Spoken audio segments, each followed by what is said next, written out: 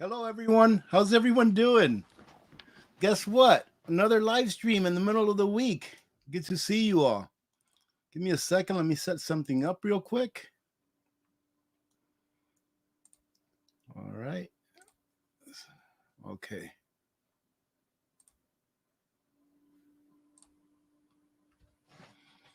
All right. Give me a second, ladies and gentlemen. Here we go. All right. So, how's everyone doing? Good to see you all. Thank you for joining in. I had a little bit of in the military, we call it white space on our board or space on our whiteboard. Meaning they had a little bit of time, not too much. Guess what? Our snow is starting to melt pretty good now.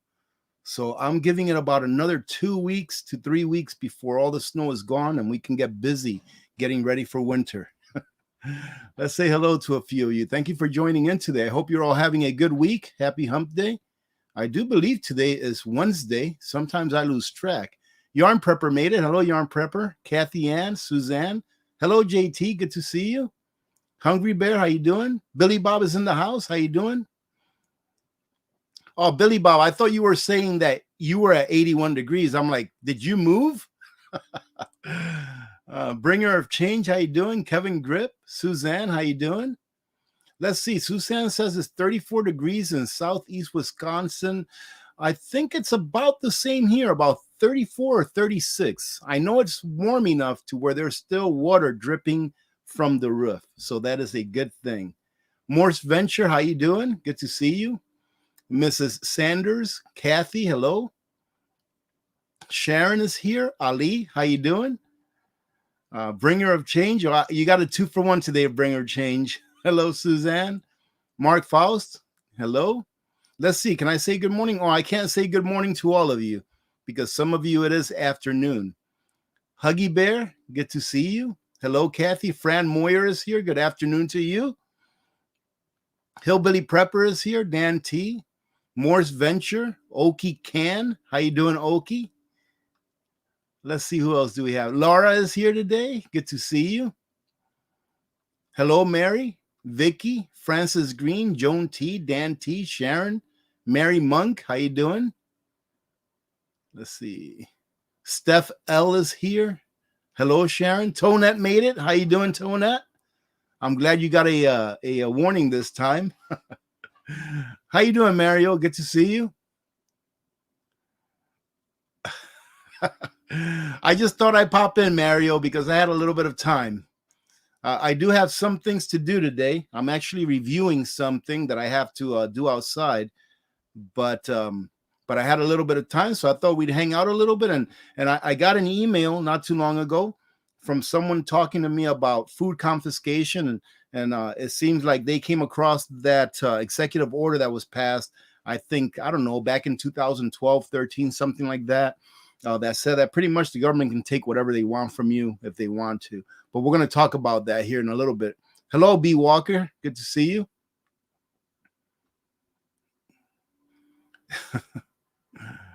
Let's see. Oh, look at that. When B. Walker said, can they confiscate, when he saw my thumbnail, he said that they are testing emergency sirens. What a coincidence. New Englander, how you doing? Beretta Vandy, Joan T. Hello, Sue. Nancy Tharp is here. Evelyn, how are you doing? Gunnerman, how you doing? R. Jones, Homestead Aquarius is here. Matthew Trucking, how you doing? Okay, let's see who else we have. Kenneth Winkler, how you doing? Anita. John Simmons. Tasha Patton is here. Robert Campbell, how you doing, Robert? John Bajador. Dean OK Today. Jonette Sheridan, how are you? Hello, Sharon. Max Swain, all the way from the UK, welcome. Hello, Sunset, how are you? Good to see you. Lori, hello. The Rooster is here. Jay Rocco is here as well. Homestead Gal, Eddie Cruz. Listen, I put up a video earlier this morning, and I've got one coming up later on this evening. But the one that I put up earlier this morning, ladies and gentlemen, is I don't want to call it an invention because I think it's something that I've seen before in the past that Food Saver used to make, and they discontinued it. But one of our community members, her name is Jennifer, and she has a YouTube channel. I believe it's called uh, Sweet Home California, I think it's called. And she invented something that was pretty awesome. Well, not necessarily invented, but I did a video reviewing that, and man, I'll tell you what, very cool. I'm so happy for her. How you doing, Eddie? Eddie Cruz is in the house. There's another Dominican in the house. Two Spoons Home Place is here. Monsters Mama. Oh, that's awesome. Awesome, New Englander. Got a food saver. Sheila Ashley, how you doing? Peace Train of America. Hello. Penny USA. Pantry Mama. Tika is in the house. How are you, Tika? Very nice to see you here. I hope you're doing well. Anibor. Golly Girl 2000s, all the way from New Jersey. JJV Homestead Study. It's hot in southeast Louisiana. Fernand Landry is here. B. Walker. Crochet Bits and Knits. Nice D from the UK. Good to see you. Welcome. Asahi, greetings from Australia. Well, welcome all the way from the land down under. Derluki, Andrea Wimmer. Red October is here. the SCUSAME. Darewood, Tatania is here. Busy Girl made it. Hello, Kathy North. Good to see you. Liz Chavez, thank you for joining the Ladies and Gentlemen's Club. Welcome. Good to have you here as well. Neighborhood Prepared is here. Prepped. Sonia Riggs, Arlene, Bringer of Change. I think that's 3 Bringer of Change. I get on a roll. Pantry Mama says it's definitely afternoon in Michigan. Angela Pizarro is here. ZBD. How you doing, ZBD? White Spark. Trump Be Cool made it one more time. How you doing, Trump Be Cool? All the way from Arizona. Julie Ann. Ladies and gentlemen, how's my, am I coming in loud and clear? I got a new microphone. So I actually talked to the IT guy at Nutrient Survival. And I said, man, my microphone is terrible. It picks up every single thing that, any little sound it picks up. It even picks up my computer noises. And he says, oh, that's because you got a wrong one. You have to get a directional microphone or something like that. So he sent me a link to the one that he uses. And it just happens to be that it's the same one that Gray Man Prepping uses. All right. So let me know how the sound is coming in. I hope it's coming in okay. If it's not, then I don't know what to do. Jeffrey Lindquist is in the house. How you doing, Jeffrey? Hammerhead, Jen 2129, Janice Weichel, Truth Makes You Free, Betty Randall. Yes, Tika, that's the video I'm talking about. She says, I thought your last video was excellent. I always hated throwing away glass jars. And that's the deal right there. You can use all of those glass jars. And man, if you watch that video, you'll see there was a part on that video where it was so hard for me to open the lid on that thing because the vacuum in it, the suction was so tight that I was going to edit it out. And I'm like, no, let me leave it in there. That way they can see that I'm actually struggling to open this lid back up because it did such a good job. How you doing, Wildy? Cindy Rice, Simple Man. Sarita Loves Living made it. Deborah, Mouse, Rita. Be Charming is here. How you doing, Be Charming? All the way from sunny and hot Florida. Frida Glover. Hello, Laura, Lisa, all over Prepper, Millie. How you doing? Good afternoon to you as well. Sherry Duncan, how you doing? Mary Monk. The Survival Buzz is here. Connie, the Rooster, Jenny O, Mallory, Melissa, Julius, the Banks Homestead, Nugget Jackson, Tamala, Julie F. Rose Ruff. Man, I'm going to have to bring this down. How many? Wow, we have a lot of you here today for a midday. Look at that. Tommy Bites is in the house. How you doing, Tommy Bites? Very nice to see you. I actually watched your video this morning. I think it was this morning that you posted it or your last video. I watched it early this morning. Fat Ball Guy, how you doing?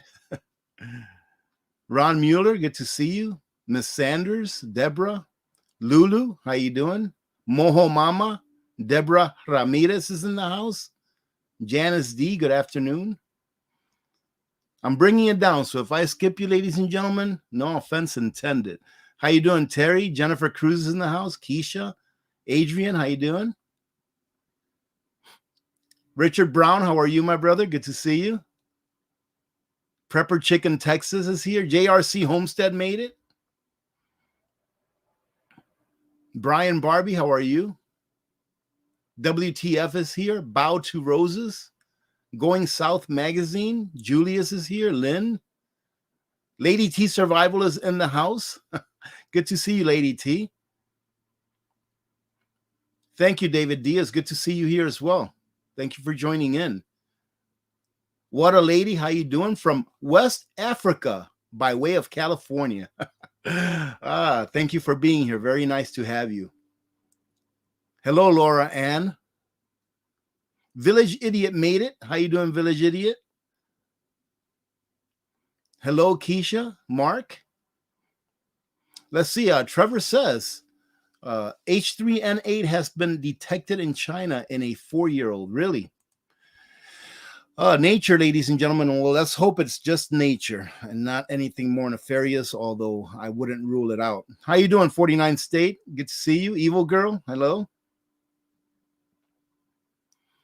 Sim Shady is here. Drika is here. How you doing, Trump One? Good to see you.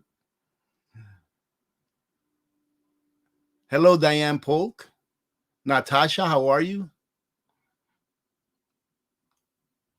Let's bring it on. I'm getting a good one from everyone. That is awesome. I was so happy this morning when I tested my speeds for my internet. It was like really, really good, like super good. I was like, wow, that's so awesome.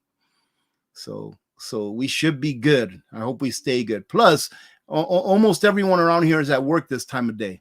So they're not really using the cell tower as much as they normally would during more crowded times. Hello, Bonnie. Good to see you. Thank you, Rose Belezia says it sounds good. All right. Excellent. Little by little, ladies and gentlemen, little by little. You know, I keep upgrading something here and something there, and maybe one day it'll all come together. But I doubt it.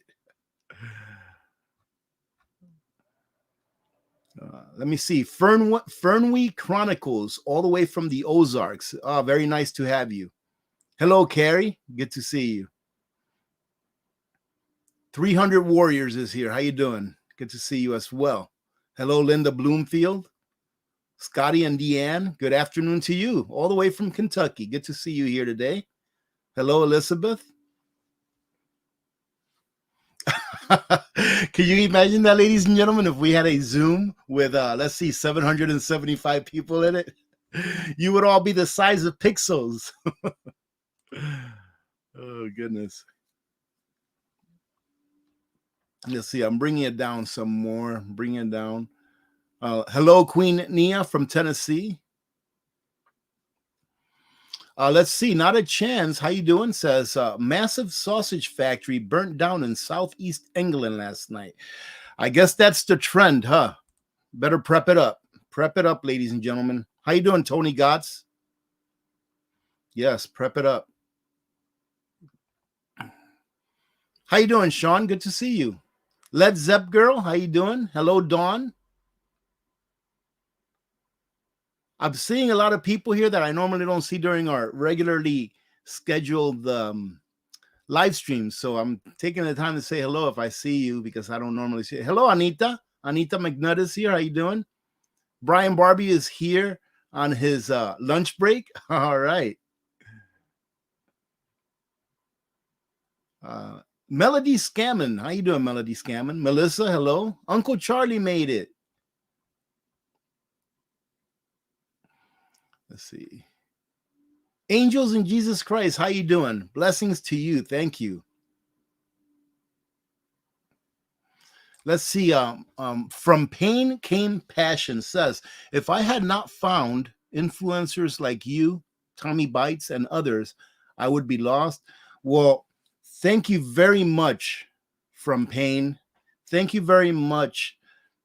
Not for what you said right there, but for listening and having an open mind. Thank you for that, because I've always stood by the fact, and this is a fact, that the more of our neighbors, no matter where you live, the more of our neighbors and countrymen that are prepared, the better off we all are. So just you being able to open your mind and listen, and then maybe going out there and maybe being a little bit critical at first, but doing a little bit of research and opening up your eyes has allowed you to become less of a burden on the system should we have a crisis in the future. Because, ladies and gentlemen, you don't have to stand on a bread line if you have what you need, right?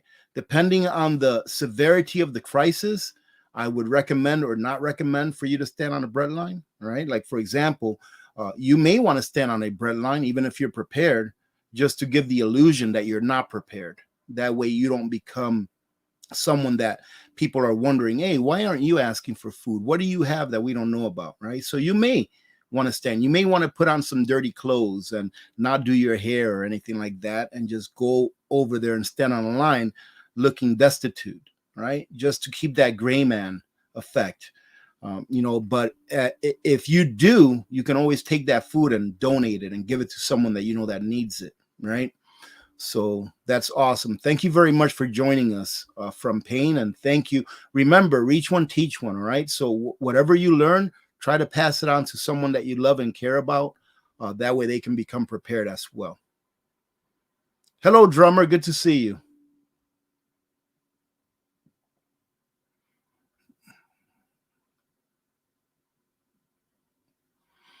Oh, good question, Justin. I don't talk about firearms that much because, personally, I'm not really into, heavily into like firearms and stuff. Like, I have what I feel I need, but I'm not like Billy from Frontier Preppers that can't pass by a shop with firearms and not buy one. Like, if he goes somewhere and he sees something, he's like, I'm getting it. But which there's nothing wrong with that. I mean, if you like cars and you want to have 27 cars, by all means, get the 27 cars if you like them, right? But my EDC, and I know a lot of people are going to disagree with it, my EDC is more of a defensive tool than an offensive tool. So I carry a little 38 because my job, ladies and gentlemen, my primary job, right? This is why I exist now, is to make sure that my family is well. That's my primary job, right? I've said it several times, and I mean, I've said it before here and there, but when Victor was born, I realized that my life no longer belonged to me. It belonged to my family. And my job is to make sure that my family was well taken care of and that they had the things that they needed and that I protected them should the time come where I needed to protect them against anything. So my primary job is to make it home. It's not to be a hero, right?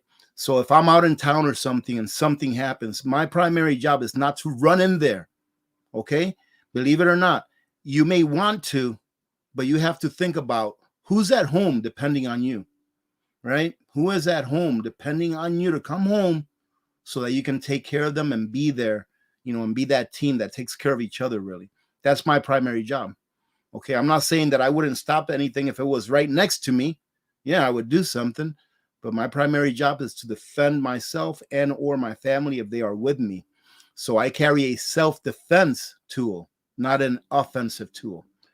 So that little 38 for me would be a up close and personal kind of thing, where if I had to use it because I had no other choice, I would use it and I would have it, right? But that's why I carry that. It's not very heavy. It only has like, what is it, a six chambers, 6 rounds I think it takes. But that's what I carry. I don't really carry anything that's too heavy. Should times change where things are a lot crazier than what they normally are, let's say SHTF, I would definitely switch over to my battle boomstick, a battle sidearm, one that has a lot more capacity, that has a lot more range, a lot more power, right? And then I would use that little EDC I have now as a backup. All right, but that's what I have for an EDC. It's just a little 38. Someone told me once that they thought that I was more of a 45 caliber kind of guy. And to tell you the truth, I just don't prefer the 45 caliber. I think that, I personally think, that a 9mm or a 357 or a 38 is going to take care of the problem, right? There's not many people that you're going to inflict damage on with a 9mm or a 38, that are going to continue to advance onto you. So like I said, I'm not in it for the offensive. I'm in it for the defensive. Do I have offensive self-defense tools? Absolutely. Absolutely. We all have to, right? We all have to. Thank you very much, Paula. Hey, AP, been busy with our garden. Haven't been here much. Well, hi, Paula. Good to see you. And thank you for that. Thank you very much. And it's very nice to see you. And I'm glad that you've been busy with your garden. That's important. Here, it's still so darn cold outside, ladies and gentlemen. Like I said, right now it's still in the 30s. And I don't expect it to get to the 60s probably for another month or so. Throne Room Survival. How you doing? Good to see you. Hello, Aaron. Hey, there you go. We'll talk about that here in a minute. Oh, man, it's been 20 minutes, but this is a mid-week live stream, so I just want to hang out with you all for a little bit. But yeah, you're right, Hunter. You're right, Joe. You're 100% correct there. Hello, Rise and Fall. Good to see you. Look at this, the official Ann Lynn show. How you ladies doing? Very nice to see you. Thank you for stopping in. I hope you're doing well. I haven't visited your channel in a while because I'm subscribed to like 254 channels, but it's good to see you.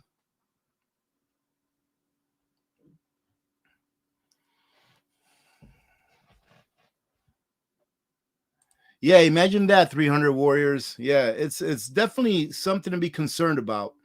And it's like I said, they'll never tell you until it's too late. And look at how long these things have been going on. These fires have been going on. And they're just now starting to talk about it officially, right? That's why I say you will be the last to know, ladies and gentlemen. I'm just going to use this as an example. If that meteor is coming, you will be the last to know. I was watching a documentary early this morning on bunkers here in the United States. And the gentleman that was giving the tour of the bunker, he was a government official. Don't know what his title was. But he said flat out, he said, these bunkers are not for citizens. They are for government personnel. So if you think that there is a bunker out there and you're on the list, you better think again, meaning that government is not here for you. So think for yourselves and act for yourselves and your families. That is the best way that you can help your community. Ladies and gentlemen, think about this. Many people think that you're selfish if you try to help yourself and your family before anyone else. But think about this. If you help yourself and your family first, and you have all of the things that you need, right? Then you are in a better position to help your community. I was not able to, and this is not what this video is about, so I'll more than likely put up a meat and potatoes of this live stream probably later on tonight or tomorrow. But I was not able to help my community as much as I could before I became debt-free. So had I expended my resources, had I expended my extra cash, revenue, whatever you want to call it, before I became debt-free in giving it away, then I would have never become debt-free. And what good is that doing my family? Now that I've been debt-free for almost a couple of years now, I've been able to help a lot more than what I would have ever been able to help before. So the best way to take care of your community is to take care of yourselves and your families first. And then you can go and take care of your community. You have to take care of your house first. You are going to fix the leak on your roof before you go and fix the leak on anyone else's roof. Think about it. Oh, well, a first timer here, Liz Morrison, welcome. That is awesome to have you here. Thank you for joining in. Let's see. Okay, let's bring it on down some. No, actually, made Sheila, the person that made me this quilt, is actually in the chats today. All right, the person that made that quilt for me, this quilt, I've had it for what, about 2 years now, I think, and I'm not going to say who it is because I don't think they want me to say who they are.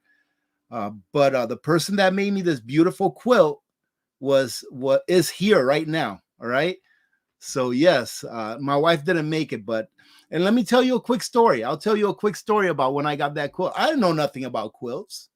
I don't know anything about quilts or anything like that. I do now, but when I received that in the mail, it was unexpected. And I took it out of a box and I was like, oh, look at this. This is nice. This is a quilt. I'm just looking at it with, with eyes of an untrained quilt person, I guess, right? I'm like, oh, this is nice. And my wife looks at it and she's like, that's a 200-hour quilt. I think she said 200 or 400, something like that. But she said, that's a 200-hour quilt. And I'm like, what are you talking about, 200-hour quilt? And she said, that quilt took someone about 200 hours of time to make. And I'm like, you mean this is handmade? And she's like, yeah, you can tell it's handmade. And I had not read the letter that came with it yet. I'm like, oh my God, that's incredible. And yeah, it's beautiful. It is beautiful. So I decided to put it on top of this couch here because that way I can share with you all. And every once in a while, I do get a comment on that quilt, and it makes me happy because a lot of the times the person that made that for me is sitting right here. And the person that made me this, I always forget what to call it, but that's Yarn Prepper who made me this. I always forget what to call this thing. The one that says Alaska Prepper there. I got to straighten it out. I didn't straighten up before I started the live stream today, but that was Yarn Prepper.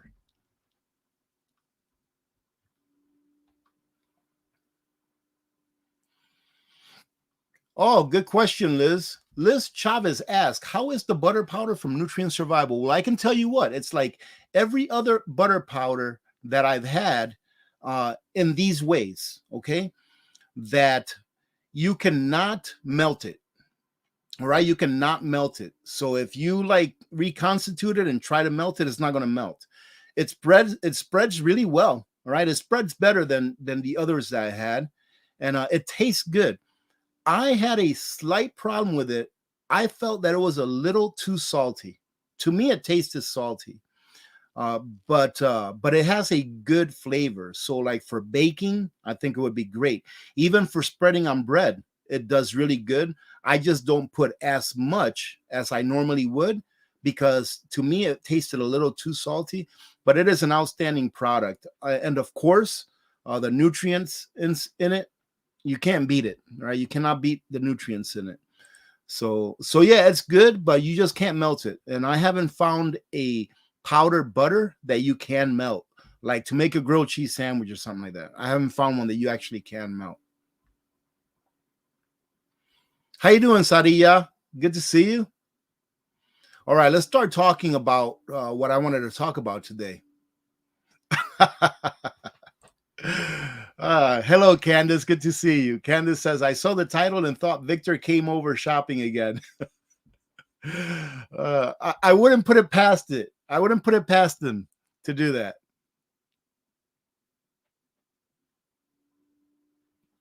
Okay, let's see. All right, I'm bringing it down, ladies and gentlemen. I'm only stopping if I see something.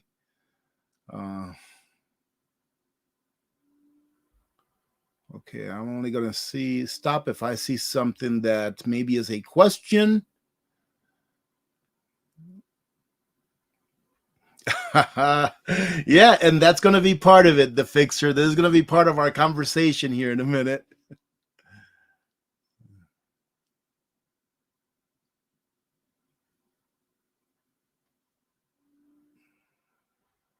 All right, let's see.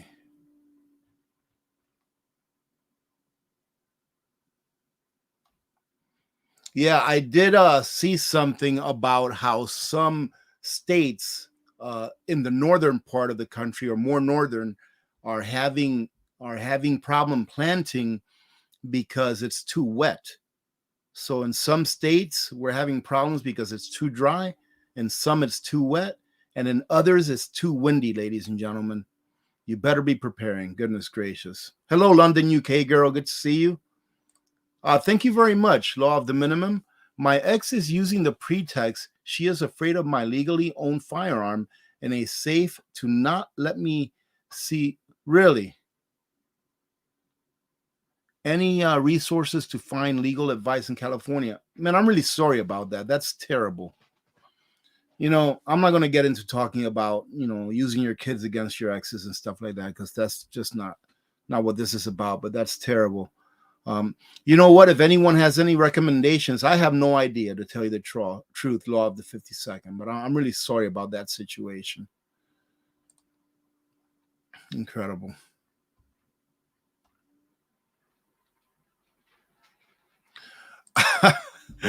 Livia, I cannot, because I'm literally subscribed to like 250 channels, if not more. So I cannot tell you all of them off the top of my head. Maybe one day I'll do a short video or a segment towards the end of a video or something, showing you all of the channels that I'm subscribed to and why. But it would really take a long time to go through that list. I mean, I'm subscribed to your regular channels that you probably all know about, like the Angry Prepper, of course, Gray Man Prepping, Frontier Prepping. So, I'm subscribed to Tommy Bites, Ninja, Economic Ninja. I'm subscribed to a lot of financial channels. If you want to see a funny financial channel that is really good, is Johnny Bravo. Right? Go to Johnny Bravo. He does a video every single day, sometimes two, and he goes over the economy and the stock market and all that stuff, and he does it in a funny way. Really cool guy.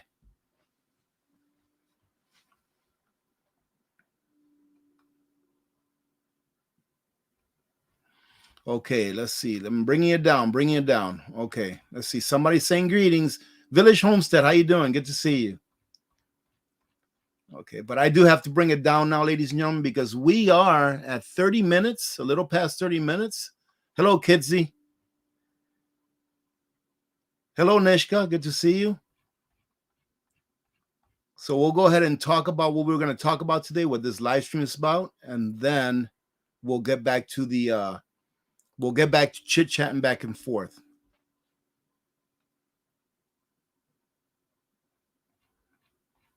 Oh my goodness. All right, look at that. We made it to the bottom. I know that I probably missed a few questions. But that's fine. Big Bear Prepper, take a look at the video that I put out not too long ago about the USDA.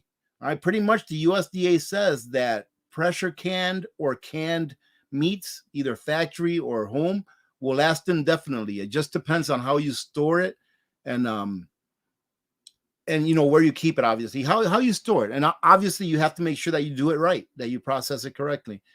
So yeah, take a look at that video. There's a lot of really good information. And plus I referenced everything on a pinned comment so that you can go check it out and see for yourself and read more than what I just talked about on that video. How you doing, the I am one? All right, so ladies and gentlemen, let's go ahead and talk about the subject of this live stream. And that is, will they come and confiscate your food should things get bad enough? Now, I'm going to give you my opinion and my opinion alone, because I don't think anyone can say for a fact whether they would or would not, right? But I've been asked this question before, and I think no. This is why I'm going to say I think no, because I like to take a look at the past and what's happened in other countries that are going through the same things that I think we're going to go through. So like if you go to Venezuela, and at least these are things that I've never found. I've never found anything about Venezuela where the government was going door to door looking to see if people had extra food, confiscating. Because that Venezuela has been having a very hard time, for the last decade or so, as far as shortages of everything, right? And hyperinflation. And I've never read anything or seen anything that said that, yep, the government was going door to door and confiscating food from people that they thought had too much. Okay. Now, here in the United States, I know that there is an executive order, which is not law.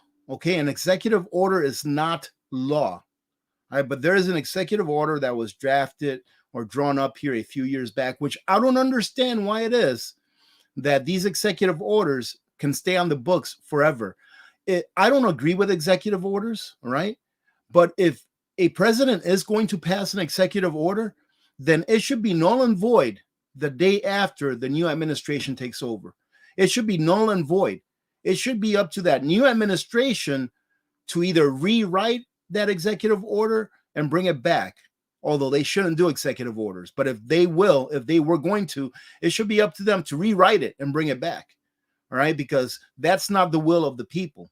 Right, because for example, let's say, I'm not going to use left or right because it's not about that, but let's say that President A did an executive order today. Today is January 20th.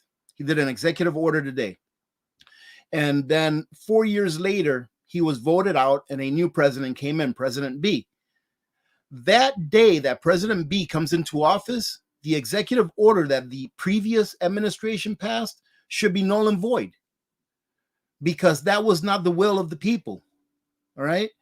But anyways, an executive order was passed saying that pretty much government can come and confiscate whatever they needed, for public safety or because of a big crisis or whatever. And this is why I don't think it's going to happen in the United States. Number one, I personally don't think that we are going to be in a Mad Max scenario. All right. I personally don't think that. I could be wrong because anything is possible, but I don't think that.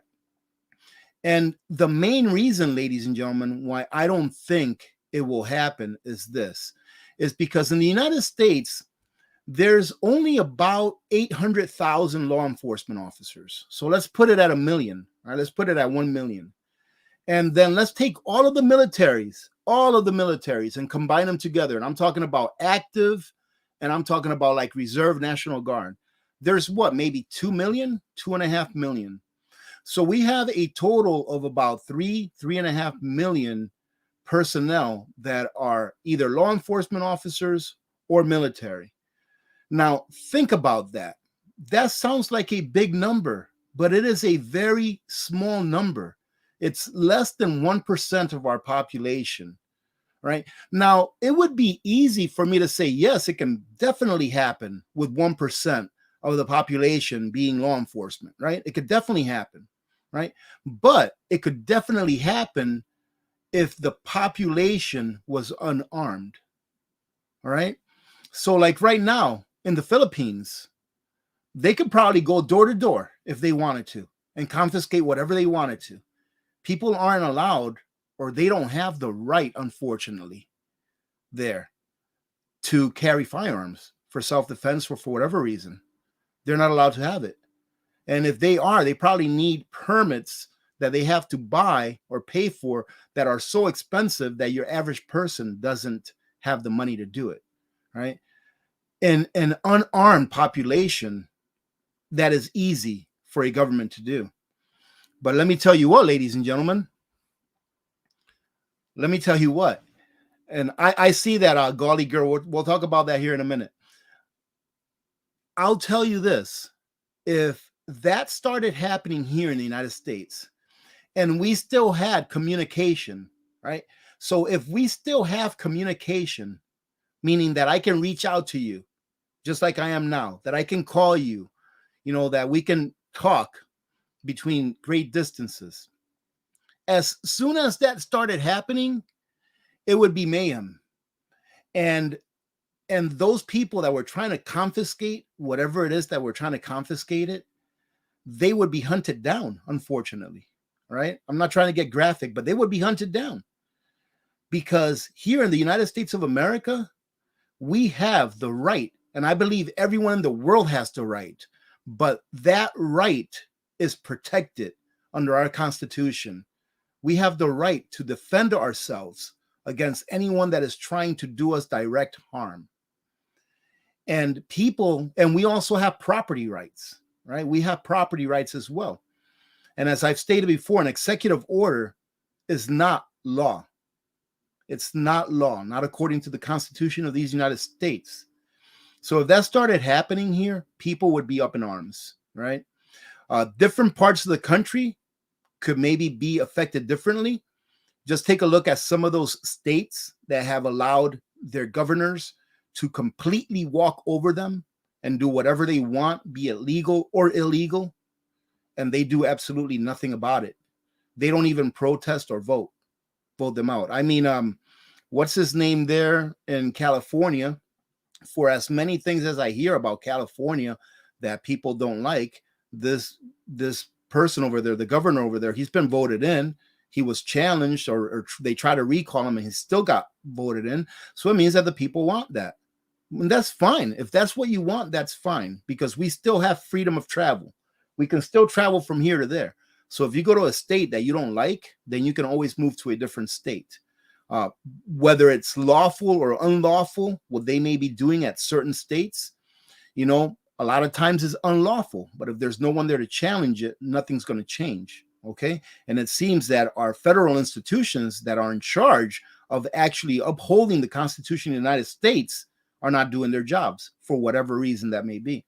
But do I think that they're going to come door to door? Ask yourselves a question. Would you give up your self-defense tool if they came knocking door to door? Some people may, but most people won't. And in a severe crisis, food is going to be just as important as that self-defense tool. And once there is bloodshed of any side, whether it be one side or the other, people will be up in arms. And they are not going to let them take away their lifeline and their family's lifeline because of some law that some bureaucrat passed and signed a piece of paper. I mean, just think about it. Ask yourselves, would I allow it? And if you yourself are saying, heck no, I wouldn't allow it, how many more people do you think are thinking the same way that you are? All right. So, and on top of that, logistically, it's an incredible task. Logistically, I mean, it is a ridiculously incredible task. I think it's impossible that they try to do that. Not only logistically speaking, but because people would stand up. And it doesn't take a lot of effort to pin down a large number of, law enforcement or military, right? I think I've told this story before, but I'll tell it again. When I went to Afghanistan the first time, my platoon we were in the middle of a mission. We're actually finishing up. And one person, and our platoon was about 25 people or so, 23, 25 people. And then we had an Afghan guy with us, and we had a special forces guy with us that day. And one person, one insurgent with a grenade launcher pinned us down for hours. 25, 26 people. We were pinned down for hours because of one person. Now, think about that scenario. Think about a 25-man group or a 10-man group or whatever going door to door. It will take one person to pin them down. So someone acting on their own. So like guerrilla warfare is very decentralized, and that's what it would come down to, guerrilla warfare. It's very decentralized, meaning that a lot of people act on their own to achieve that main goal. They act on their own for the cause. So one person acting on their own is going to grind down 10 or 20 people. So let's say that one person is good for every 20 of theirs. So there's so many of us in the United States that if they got groups out to try to confiscate food from people, that it wouldn't take nearly as many of us, meaning the people that were being taken advantage of, than there are of them. It would only take maybe 5% of the people, of the total that are actually doing it. It would only take about 5% in numbers in order to grind them down, right? And then their morale will just be diminished, because every time that they go out, someone's going to get hit from the back, right? And then more than likely, the people that are doing it, like I said, are decentralized, meaning that they don't really have a headquarters. They don't really have a leader that they can say, yes, he's my leader or she's my leader. They're acting on their own for a common cause. All right. It would be guerrilla warfare, really, is what it is. And those people that are doing the ill will towards the people that prepared, they will get demoralized once they keep seeing their comrades, and I'll use comrades on purpose in this case, because that's what they would be, their comrades, getting taken down every time that they went out on a mission. All right. And think about it. Well, some people may say, well, what about if they use helicopters to surveil the area? How many helicopters do they have? They don't have enough helicopters to be doing this en masse. They may end up doing it in a case test here or there, but they'll find out very soon that they can't do it because the people will rise up. So I am not worried about that, especially because I live in this robust area where people are pretty much prepared. It's a way of life. And it's not necessarily a way of life because every single person in Alaska is a prepper, is a frontiersman, it's a bush person that goes out. No, I don't even hunt. I'm going fishing this summer, right? But I don't even really hunt. I've never done it before. But people here understand that they may lose power for 2 weeks. People here have lived through power outages that were 2-3 weeks long. So they know that they need to have that extra food. They know they need to have that generator, that extra gas. They know that. There's been times here where it snowed so much that you were snowed in for 2 or 3 days. So people know that they have to have those extra things put away. And they do for the most part, right? They do for the most part. So no, I don't think it would happen here en masse. And if it did, it'd be a bloodbath, ladies and gentlemen. And let's see, Gully Girl here has a good question. Well, I haven't read the whole thing, but she says, what about the Deagle report you talked about a while back that has our population reduced to 100 million? And yes, I did talk about that Deagle report. This was got to be at least a couple years now that I done that video. And it does. And ladies and gentlemen, there are some things that I see on the background that I don't talk about here because it's very demoralizing and I don't want to scare people. But yes, I've seen some things and I've been sent some things by people that would, give validity to that number. I am hoping to God that it's not right. But if it is, then that's why we pray, right? And that's why we look to our Creator to look out for us when we can no longer look out for ourselves. But yeah, it's very possible with everything that's going on. It's very possible. I mean, they're talking about a cyber attack. If we had a cyber attack, ladies and gentlemen, that took out the power grid or even took out the internet, if we had a cyber attack that took out the internet, many, many people would perish. And I'm talking about in the millions of people would perish. Think about what the internet is nowadays. It is everything. Our supply system is 100% dependent on the internet. Our medical system is. The systems by which they transfer fuels and energy is dependent on the internet. We have become a country that's dependent on technology. And if that technology gets taken away, it's going to be very easy for a lot of people to perish. Because we're not, just think about it right now. If the supermarket couldn't get food to you today, how much food do you have? And once that food runs out, how much, do you have a plan for after the food runs out? Do you have a plan of self-reliance after your preps run out? Because preps aren't going to last forever, right? They're just a gateway to get you through a crisis so that you can be self-reliant on the other side. So there's too many systems that we depend on, and any one of those systems can throw our society into chaos. So I believe that number can have some plausibility to it. There is some validity to that number. Whether it happens or not, I truly do hope it doesn't, because that's only 3 years away. It was by 2025.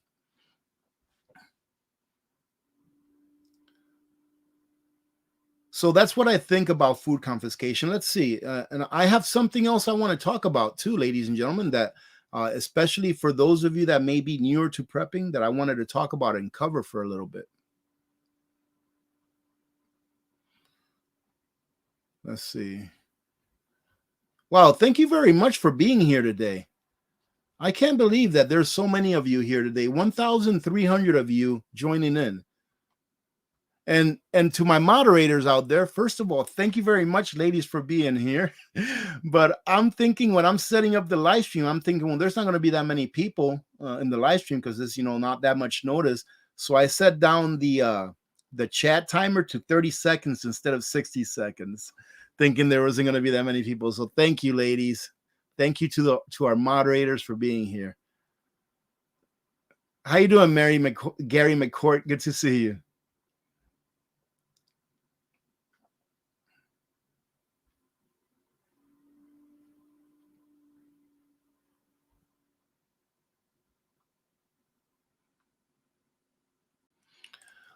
Well, village idiot, I mean, is just take a look at the instructions. To tell you the truth, I usually don't use the fertilizer. I usually get the dirt that already has it in it.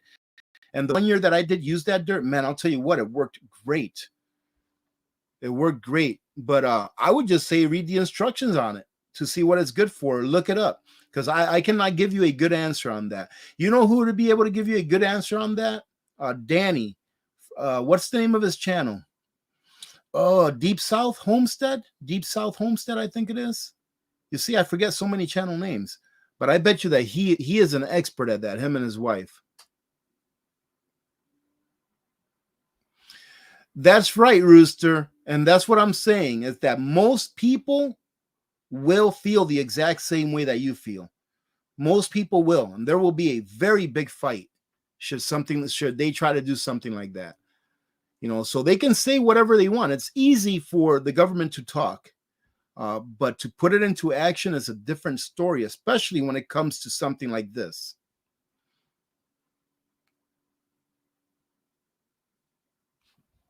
Oh yeah, Foot Soldier Patriot. Thank you for being here. Yes, you're right, and that's another thing, ladies and gentlemen.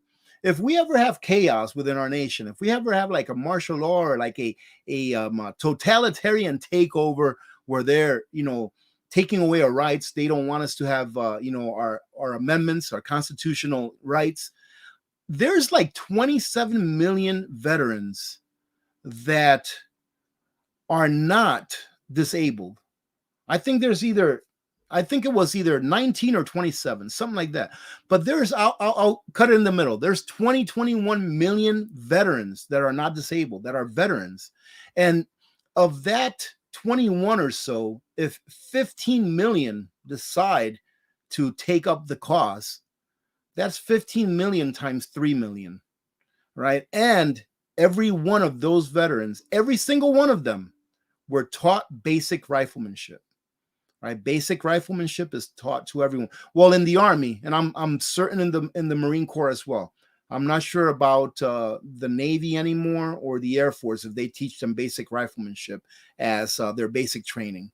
But in the Army and the Marine Corps. So think about that as well. So yeah, good point, Foot Soldier. There is no way, ladies and gentlemen, in my opinion, that our government can ever become so totalitarian. I mean, they want to, trust me. I'm not saying that they don't want to, but so totalitarian where we would end up having no rights, like people in Venezuela or Cuba, in places like that. Because if it gets to the point where they're trying to starve the people, they're trying to like kidnap the people. And like I was watching Billy's Meat and Potatoes from his live stream the other day, and he was saying that in Cuba, they can just come to your house and take you, and that's it. They can just come to your house and take you and say, you're coming with us, and they disappear you. Right? If it ever came to that, there are so many trained individuals here in the U.S. that the government would not have a chance. They wouldn't have a chance. Would it be a bad time? Would it be a bad war? Yes, it would be bloody. It would be bad. But the government in the long run would not have a chance. A war of attrition is what it would be. Guerrilla warfare and a war of attrition is what it would be. And they know that. Why do you think they've been trying to get rid of the Second Amendment for so long? That is why I've always stated, and I stand by that, what do you call it? A constitutional convention, where all of the states get together and they change the Constitution. I've always stated that's not a good idea. And the reason I think that's not a good idea is because they can change the Constitution. What in the world is wrong with the Constitution now? I know for a fact that the first 10, that the Bill of Rights is all we need. Anything after the 10th, we don't need. And let me go ahead and cover. People would say, well, what about slavery? We don't need that amendment. It's already covered in the 10th. Are you a person? Are you a human being? Okay, it doesn't matter what color you are, what ethnicity you are. You are a free person. So that's covered in the first 10. What about women being able to vote? That's covered in the first 10. Are you a human being? I believe that when they write the Constitution, anywhere that it says man, they don't mean men. They don't mean men, the male sex. They mean man, mankind, us humans. So everything that we need is covered in the first 10. So if we allow the states to have a convention, they can change the Constitution. They can change the Second Amendment and the First Amendment, which in my opinion are the two most important amendments. Ladies and gentlemen, you have to realize something. The United States of America, whether you like it or not, okay, this is fact, whether you like it or not, these United States of America is the greatest country that's ever existed in the history of mankind. And this is why. Freedom, that's it. When a person is allowed to be free, society thrives. When a society is free, it thrives. They innovate.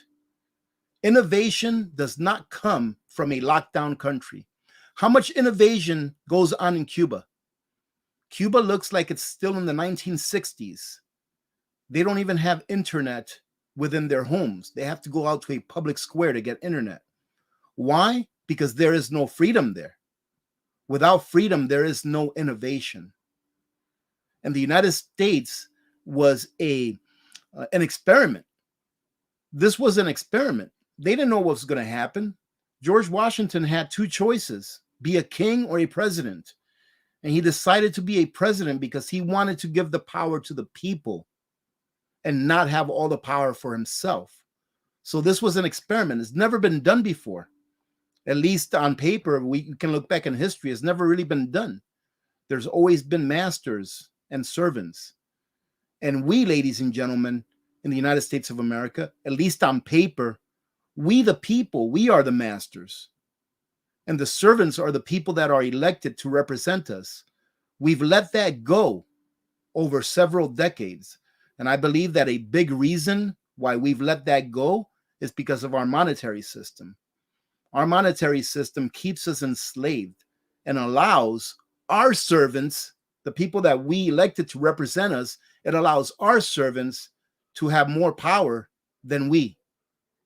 Because we don't know that, or most people don't know that the power is within ourselves. So they use our labor to tax us, and then they use that money in order to coerce us and manipulate us and divide us. And that's all because of the monetary system.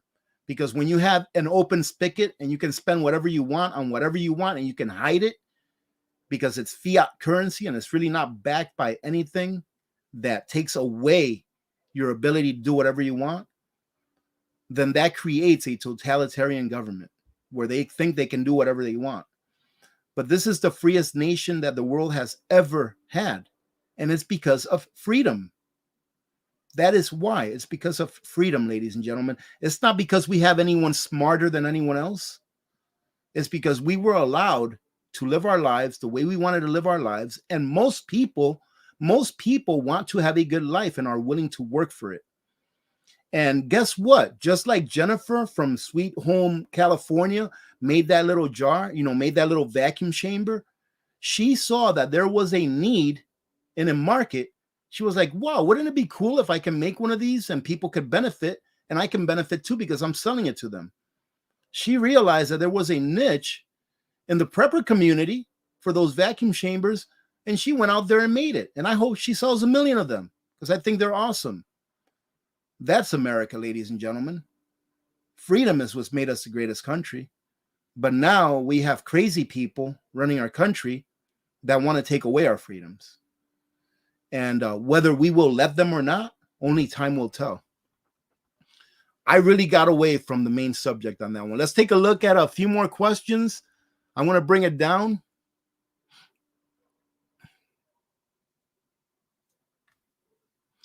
Exactly, Jacqueline. First of all, hello, Jacqueline. I didn't say hello to you earlier. But yeah, exactly. And that's the problem. That's the problem, is that people have been coerced into giving up their liberties. And I know that it's not easy. It can't be easy, but we will pay the price. As a people, we will pay the price for every liberty that we have allowed the government to take away from us.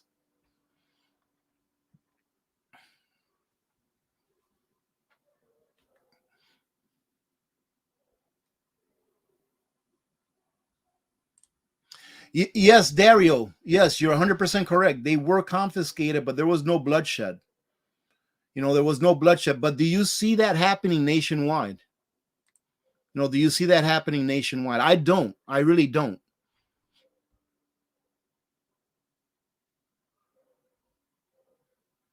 Hey, Caribbean House, good to see you.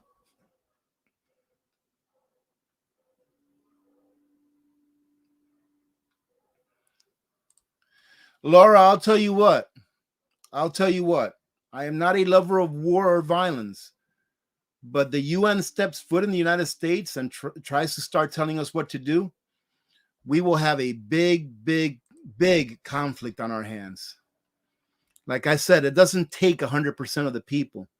We have well more than 3% of the people in this country that are willing to pick up arms and defend the country against all enemies, right?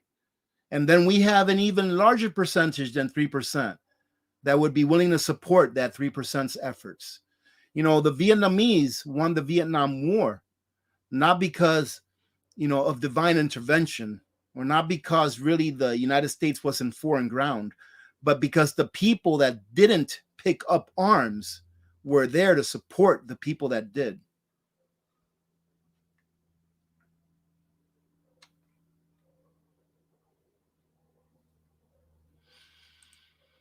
Well, Moon Peach, the 1933 Gold Repeal Act wasn't really a confiscation because only about 1/3 of the people that held gold gave it up.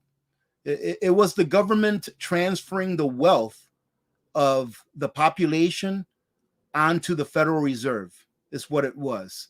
Okay. I mean, you know what? Let's go ahead and go into this, man, because this is very interesting topic right here that I can walk you through here in the next 4 or 5 minutes. And I don't think a lot of people know about this. Okay. So let me go ahead and bring you all the way up to they call it the confiscation, but it really wasn't. I don't think anyone ever went to jail that didn't turn in their gold, right? Because I think it was a 5-year sentence or a $10,000 fine or something like that. But let's go into this, all right? I hope you all don't mind that I go into this, but this is very interesting, and we should know this. So back in, just a second. Oh, just a second, ladies and gentlemen. It's Becky from Nutrient Survival. Hello, Becky. Yeah. Hey, guess what? I'm doing a live stream right now. You want to say hello? Do you want to say hello? Hey, hey, ladies and gentlemen, Becky's gonna say hello. No, just a second. No, I don't have a link or anything. Just a second. I'm gonna put you on speaker. All right.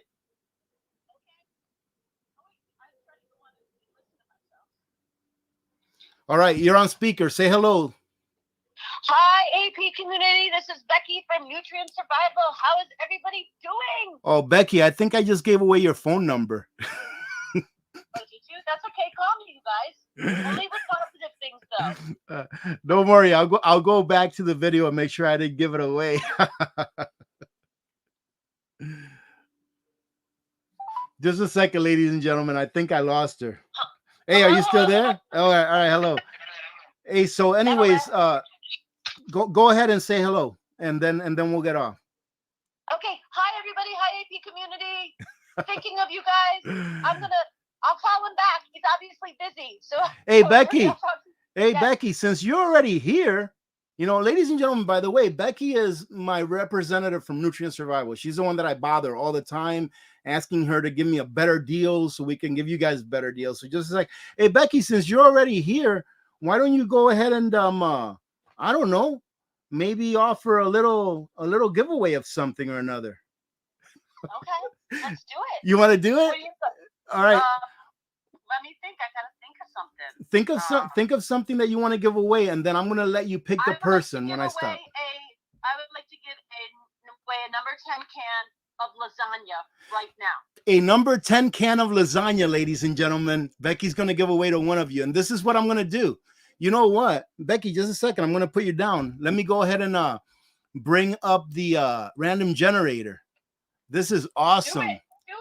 Let me bring up the random. Let's go. Let's see. Okay, here it is, right here. Okay, just a second, ladies and gentlemen. I'm working on this. I put Becky on the. I put Becky on the spot. Yes. Yeah, and I'll throw in right now. I'll throw in a second giveaway. What? Nutrient Survive. Yeah, just hey, I don't know. It's giveaway Wednesday. I don't know. Okay. I will give away a shirt. Let me just take my inventory. So I have, I can give away a nutrient survival shirt. And in my office, I have medium, larges, or extra large. Oh, a nutrient survival shirt. Okay, cool. So whoever wins is gonna win a lasagna. You can pick 2 people if you want, like one lasagna, one T-shirt. No, let's give it away to one person. Okay, you're the boss. Okay, so I'm gonna put nutrient here. Let me see. So make sure when you contact their person at Winner Chicken Dinner, right? Yep. I'm gonna put it up here just a second. All right, ladies and gentlemen. So listen, this is what we're gonna do. And Becky, if I'm correct, they have to live within the continental United States. That is correct. Okay, that's what I thought. So I'm still sharing. Awesome. All right, so ladies and gentlemen, type in anyone that wants to enter. If you live in the continental United States, all right, nutrient. you can enter to win. Just type in the word nutrient, like you see on the board right there. Type in Rudy and Becky are awesome. No, that's too long. Just type in nutrient. If you type in nutrient, just like you see right here, then you'll be entered to win, and I'll give it about a minute or so. Okay. And hey Becky, so what's going on? You want to talk to us about is nutrient survival coming out with anything new, doing anything new? We definitely have a few things in the work. I don't like to put a timeline on that. Thank you. But because that always gets me in trouble, because as you know, shipping and all sorts of lead times get a little bit extended nowadays, and we don't like to promise. But yes, we do have like a new entree coming out in the fall. Whoa, wait a minute. Why don't I know about this? Why am I just now listening to this? Because the finalization of the formula has to be by May 15th. So we will be see that, ladies and gentlemen? They've got a new entree coming out. Okay, well, I can't wait. That's going to be awesome. We had the vanilla shake, and then we had the wild, the mixed berry liquid. Yeah, and man, I'll tell you what, the vanilla shake is so darn good. Oh my goodness. I love that thing. I love that vanilla shake. Before your live stream with us, I didn't know you were on the live stream. So. Well, just a second. We have to pick the winner. You got to stay. Hey, don't worry. You won't get in trouble. I'll call Eric afterwards and tell him that you were on your 15-minute break. Oh, yeah, no. When you're salary, there is no break to get it done, Rudy. You know that. Oh, look at that. Well, we've got 382 entries, 389. Yay!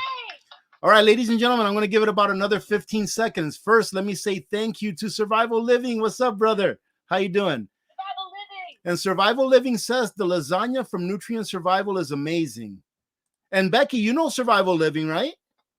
Yes, I do. Yeah, awesome. Yeah, we've been in contact. So hi. All right. I'm not throwing any names out there.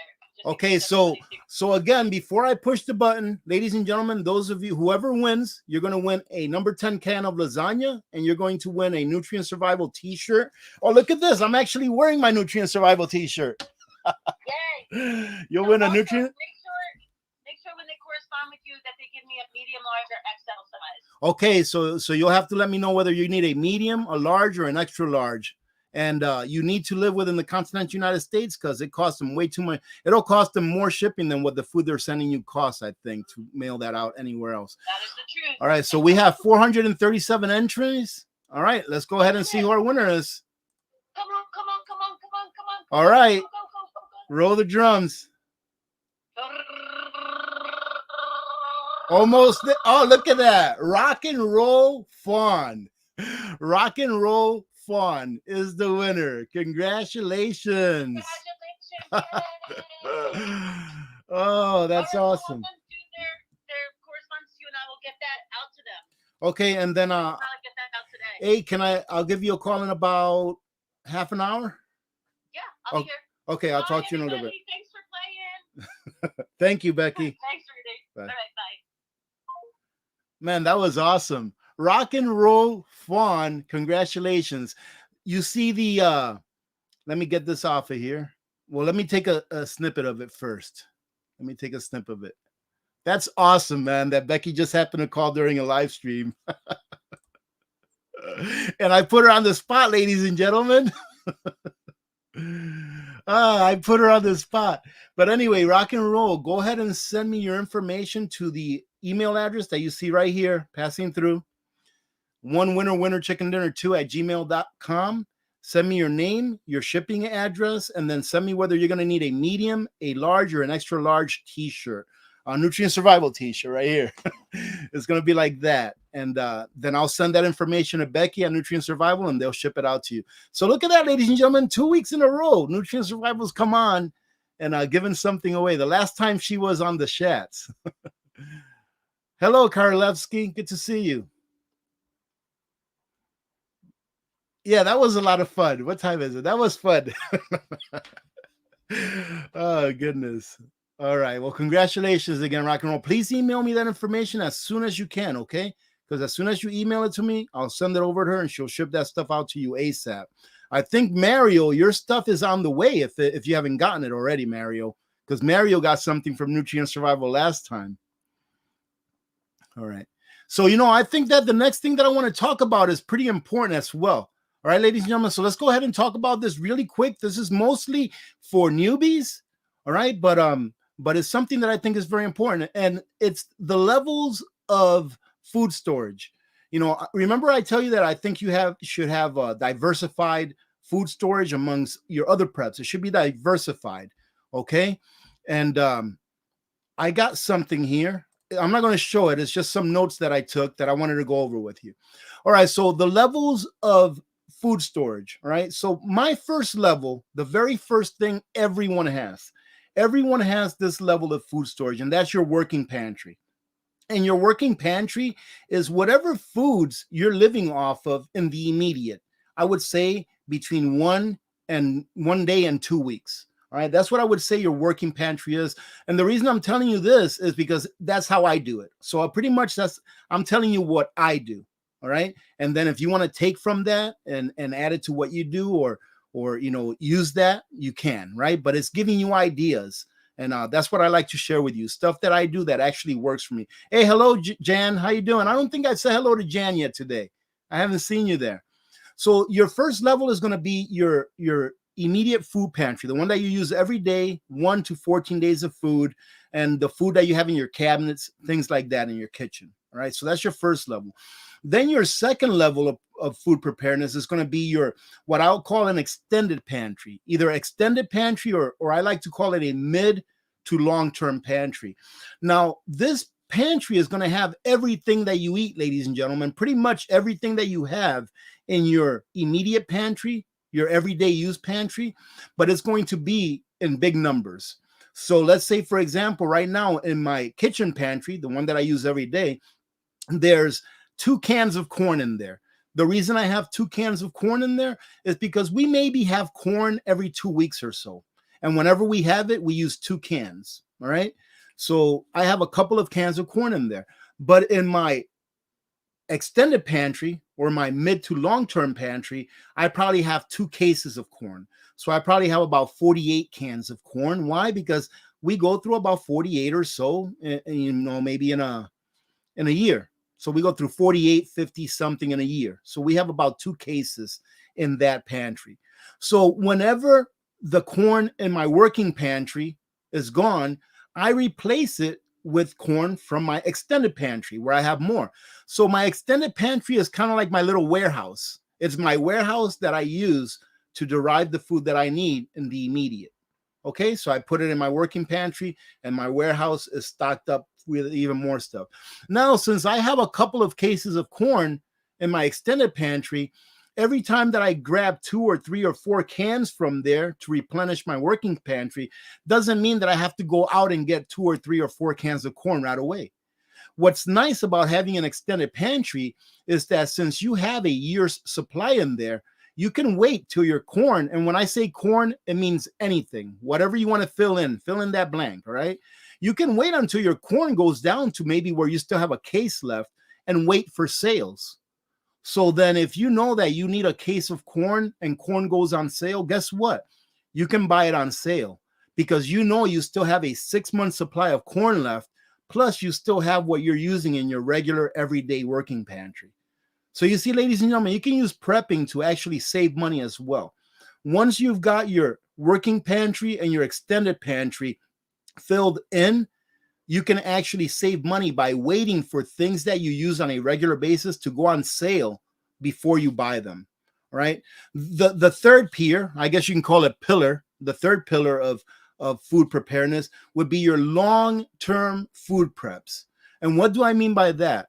I mean the long-term foods that you package yourself, your high caloric foods like your rice, your grains, your beans, your wheat berries, your salt in bulk, your sugar, okay, your spices, your long-term food storage that's in bulk that you put in 5-gallon buckets. That's going to be your third pillar. So you have a working pantry with a couple of weeks food.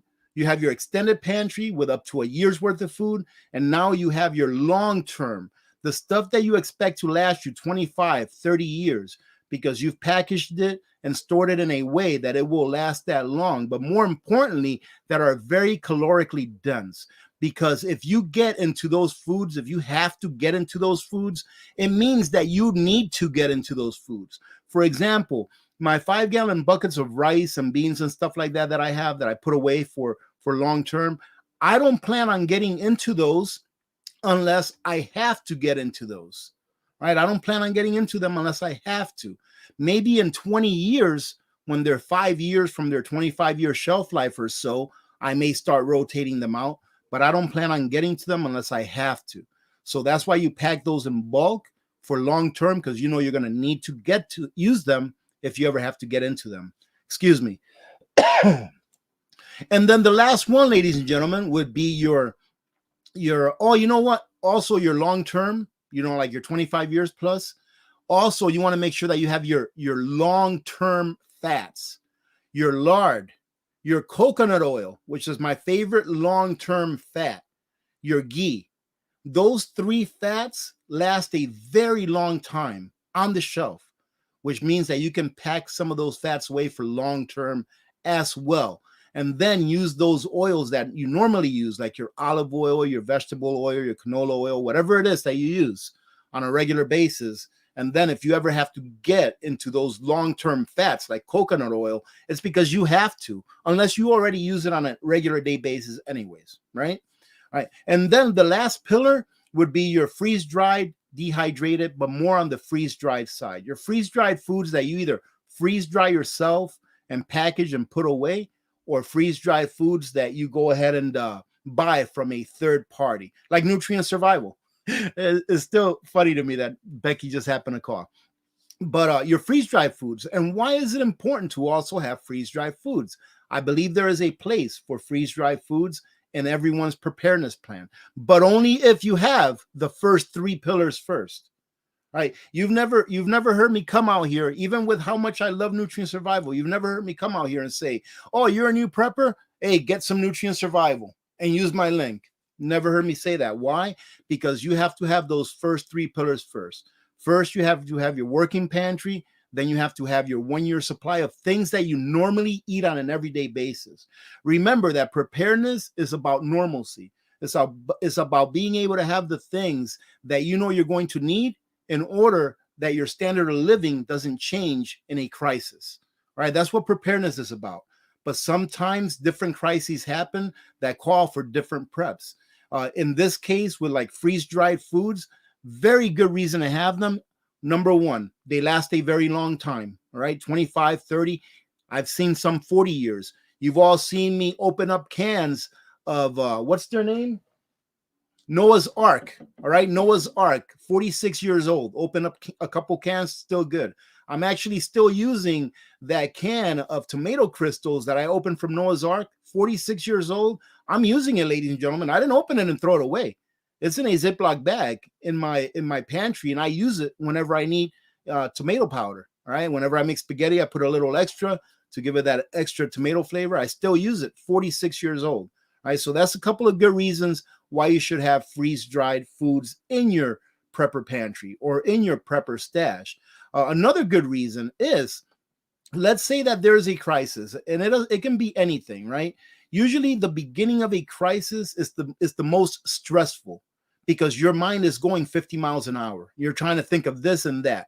Well, if you have freeze-dried foods, you don't really have to think about preparing food. All you have to think is about heating up some water and putting it in the freeze-dried food, and you're good to go. All right. Also, let's say that you live in an apartment building, right?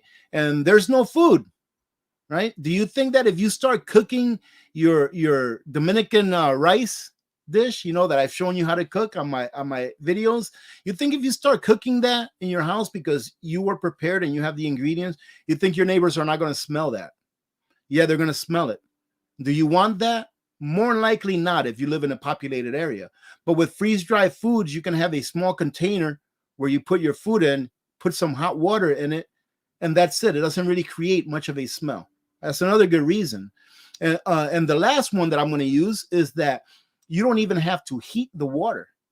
You can just put water in there. If the time came where you didn't even have a way to heat your water, you can rehydrate that food just with water. It may not be as palatable if it's cold water, but it'll still be nutritious.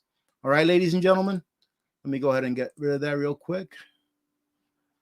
So I hope that helps someone in understanding how they should organize their preps as far as it goes to your food preps. Okay, let me go ahead and take this off of here. Just a second. Let me see if I can take that off. There we go. All right. So let's go ahead and stay on for about another 5 or 10 minutes, ladies and gentlemen, and then it's time for me to go in and have my coffee with my wife. Well, hey, thank you, Yarn Prepper. Let's go ahead and cover this. Ladies and gentlemen, first, thank you, Yarn Prepper, for bringing this up. This is true. If I never ask people to donate money or anything like that, okay? But if you want to support the channel and you want to donate 15 or 30 seconds of your time, this is a way to support the channel. It adds up. It adds up when people let an ad run through. Don't ever let an ad run through for 30 minutes. The 30-second mark is the magic number. And a 15-second ad really does help when it all adds up, ladies and gentlemen. That's a good way to support the channel by donating a few seconds of your time. And if you are in the market to purchase any of the things that I'm affiliated with, of course, Nutrient Survival or Blue Eddy, just use my links below. It doesn't cost you any more to get those stuff using my link. And if you do use my Nutrient Survival link, please use AP10. It's 10% off whatever you get on there. And for those of you that may not know this or haven't heard me say this, because I'm sure a lot of you have, Nutrient Survival is not only the best food in the market as far as nutrition goes and long-term storage goes, but as you saw, the people that work there are pretty cool. Very good people. So yeah, let's take about 10 minutes or so to look at some questions, and then we'll go ahead and call it good. Hey, let me say this. Thank you very much for everyone that joined in. Right, this has been a really fun live stream, let me tell you. It has been a lot of fun. Linda S. Thank you for the information. Oh, thank you, Linda. Thank you for being here. Truly do appreciate you all spending a little bit of time. Some of you are on your lunch break. I know that. Hey, Steve, how you doing, Steve Spillman? Good to see you. Hector Prepper, how you doing? All right, have a good day, Hector. All right, I'm bringing it down. Okay. Let's see. Somewhere in West Texas, ask, is it safe to repackage number 10 cans of meat like chicken? Oh, just a second. Like chicken into mason jars? Yeah, I don't see why not.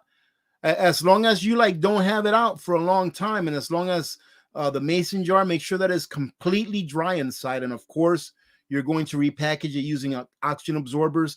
And if I were doing that, since the freeze-dried meats are so expensive, I would actually vacuum seal it as well as put oxygen absorbers in there.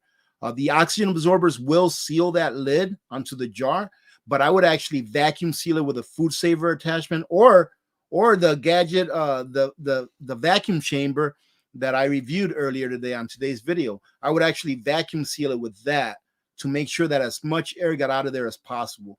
But I wouldn't take the meat out and then let it sit out for a few days and then try to do it. I would do it right away if you wanted to repackage it into smaller amounts.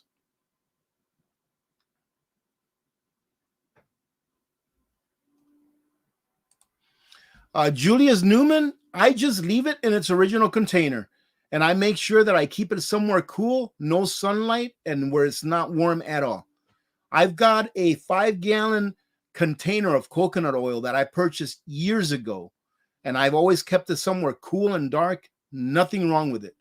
And I think I showed this on one of my previous videos here within the last month or so, where I showed you a container of coconut oil that we've been working on for like the last several years. Absolutely nothing wrong with it, and it's been past its best buy date for years now. So it will last a very long time. Cool, somewhere that is cool, and somewhere where the sunlight can't get to it, you should be fine. And I left it in the original containers as well, in the plastic containers that it comes in. A lot of people say that plastic will gas off over time. I believe that if you let sunlight hit plastic, it will degrade it over time. But if it's in a cool area, it will last a very long time.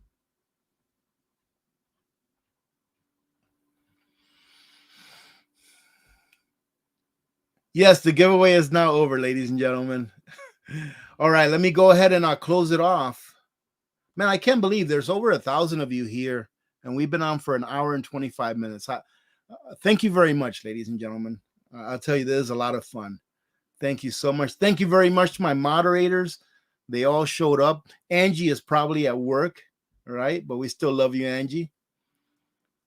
And thank you to our moderators. Thank you very much. And having said that, hey, I'll see you all on Friday.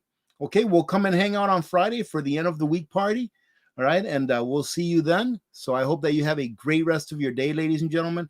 Again, I can't tell you how humbling it is for all of you to show up here on an off day and spend some time. I hope that you got something out of it. And if not out of what I was saying, out of each other's camaraderie there in the chat section. So thank you again. Have a great day. Remember to be good to each other.